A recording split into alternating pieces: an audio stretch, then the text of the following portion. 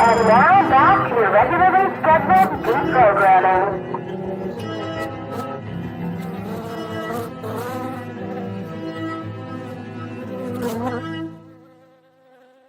From every angle, we are being suffocated with propaganda designed to make us feel like bad women if we do not sacrifice our sanity and our self-respect on the altar of male supremacy.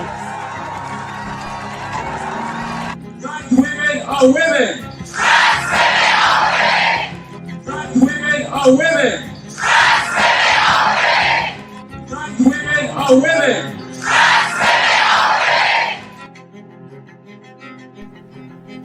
Trans rights activists seem to be obsessed with forcing all women to capitulate to their beliefs and confess that men can decide who we are, men can become, and men can create better versions of ourselves than we can be.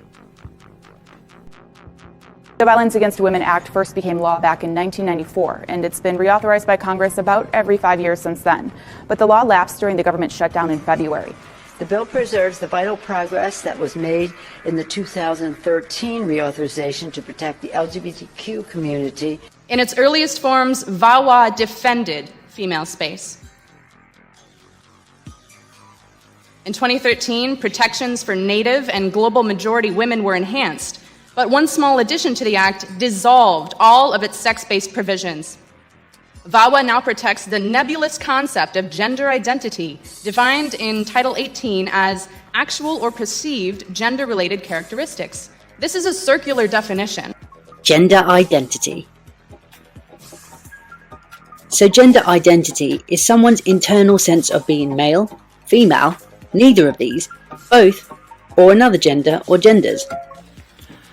The Violence Against Women Act intentionally uses the language of gender instead of sex, effectively invisibilizing the reality of sex-based oppression of females and enabling any male, including those convicted of rape and violence against women and children, to pose as the opposite sex on the basis that he allegedly feels like a woman and legally gain access to vulnerable women and girls to victimize. Woman is a biological reality, not a feeling or identity. VAWA was created for women and girls, not for those who feel like or identify as female. Woman is not a gender or a feeling. No one has ever been able to explain what feeling like a woman means without using sexist stereotypes. But this voluptuous, gorgeous woman, aptly named Gigi Gorgeous, started life as a Canadian boy named Gregory. Ever since I was young, I knew I was different. I knew I felt like a girl. Hi guys, it's Gigi. Hollywood fantasy version of perfection. Yeah, it's true. A Barbie come to life with platinum hair and 6-inch stilettos. Gender identity is basically what you just know that you truly are, because you can just feel it. She's the transgender woman demanding an apology from a rail company after claiming they wrongly referred to her as Sir. I went to a fancy dress party and never dressed before, never thought about dressing female, and something clicked. Right. And from that moment, I knew. What kind of nonsensical bullshit?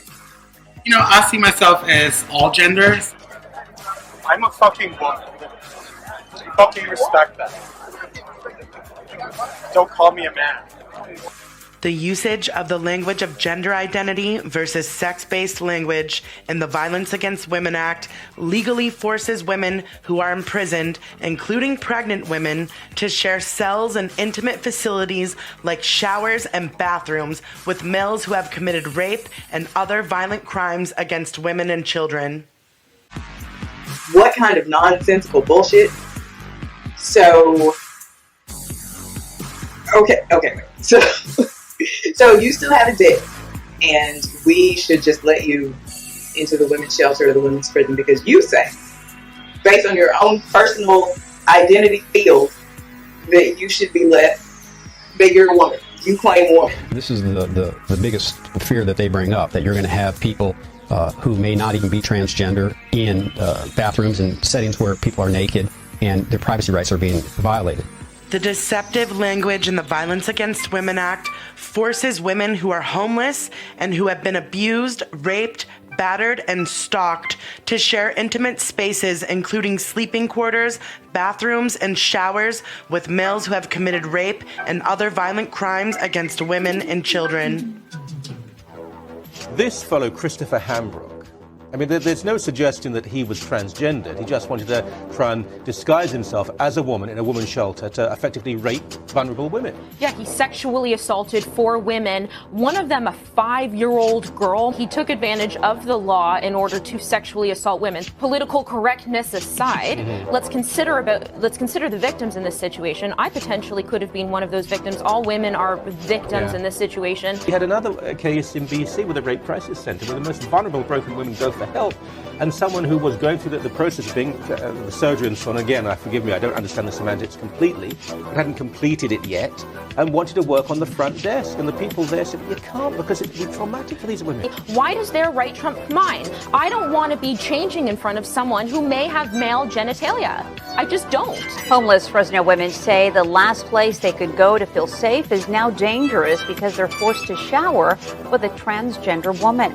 9 women signed on to a lawsuit against Naomi's House and its parent company, the Poverello House. The Naomi House bills itself as a gentle haven of healing and a safe haven for single homeless women. But a new lawsuit says it put a lot of women in harm's way in a very vulnerable spot, the shower. It says the shelter requires them to shower in groups, and it opened its doors to a purported transgender who made lewd and sexually inappropriate comments and leered at them while they were naked. House administrators tell me federal law says they have to treat a person identifying as a woman, and there's no way to test whether it's true. The women say they repeatedly complained to staff members, but were told if they didn't respect the person's decision to identify as a woman, and if they refused to take showers at the same time, they get kicked out of the shelter. The women say they repeatedly complained to staff members, but were told if they didn't respect the person's decision to identify as a woman, and if they refused to take showers at the same time, they get kicked out of the shelter. And this is like their last safe haven to go to. If they're not there, they're out on the streets. And like one of them had told me at one point, the streets are dangerous here in Fresno. That this video may be disturbing for some. Fresno police say 24-year-old Micah Collins beat and raped a 52-year-old homeless woman. They say the woman was beaten so badly that her face was unrecognizable. We're here in San Francisco. You're homeless, panhandling to do the hotel thing. Yeah. You're pregnant. Yeah, that's a new development. Like, I'm terrified sleeping on the street. I've had bad shit happen to me here. Oh yeah, being a woman on the street is horrible. It's very, very, very unsafe.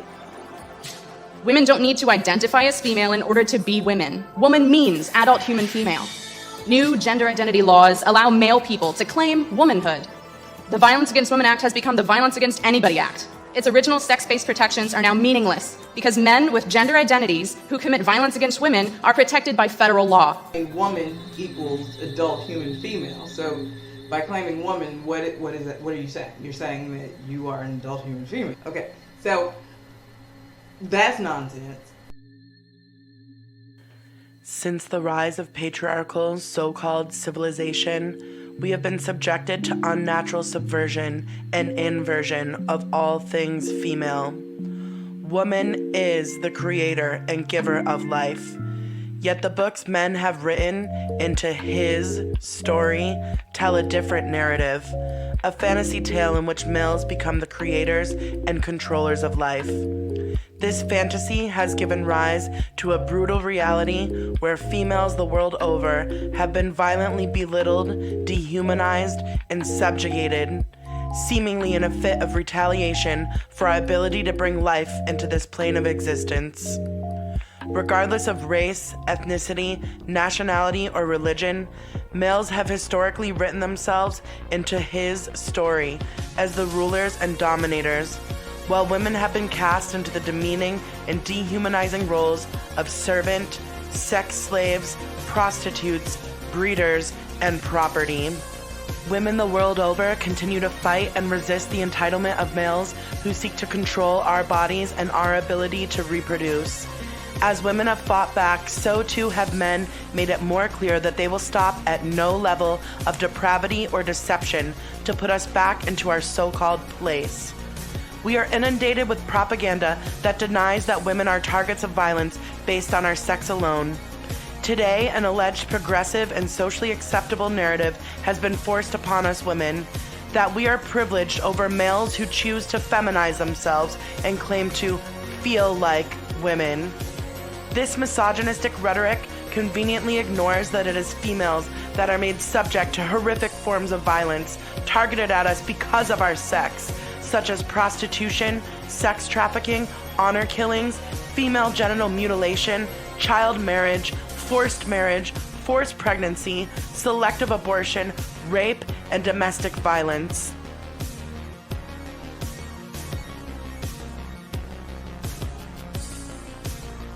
Unlike the man-made myth of natural male supremacy and female subordination, violence against women is real and will not go away until we have dug out the root of the rot.